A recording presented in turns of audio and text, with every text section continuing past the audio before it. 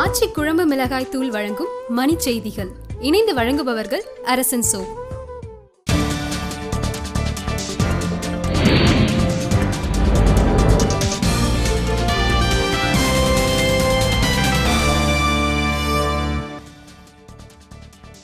மிசோரம் மாநில புதிய ஆளுநராக பதவியேற்றுக் கொண்டார் கேசரிநாத் திரிபாதி. ஆசிரியர் பணி நியமன முறைகேடு வழக்கில் ஹரியானா முன்னாள் முதலமைச்சர் ஓம் பிரகாஷ் சௌதாலா 1 மாத பிணையில் விடுவிப்பு. புனித வெள்ளி நாளன்று நடத்தப்பட்ட நீதிபதிகள் மாநாடு. உச்ச நீதிமன்ற தலைமை நீதிபதி தத்து கருத்து கூற மறுப்பு.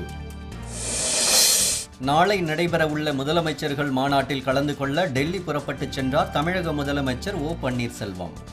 தமிழகத்தில் கணினி பயிற்றுநர்களாக தேர்வான 643 பேரில் வழக்கு தொடுத்த 133 பேருக்கு மட்டும் பணி நியமனம் நிறுத்தி வைப்பு.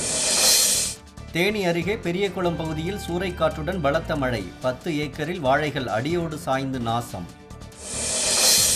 தரமற்ற உதிரி பாகங்களே திருவள்ளூர் அனல்மின் நிலைய பழுதுக்கு காரணம் என மின் உற்பத்தி கண்காணிப்பு குழு தகவல். ராமநாதபுரம் அருகே அரியாங்கோட்டையில் கண்மாயில் மீன்பிடித்த பாட்டி மற்றும் பேரன் நீரில் மூழ்கி உயிரிழப்பு. சவுதியிலிருந்து வானூர்தி மூலம் மும்பைக்கு கடத்தி வரப்பட்ட 1.5 கிலோ தங்கம் பறிமுதல்.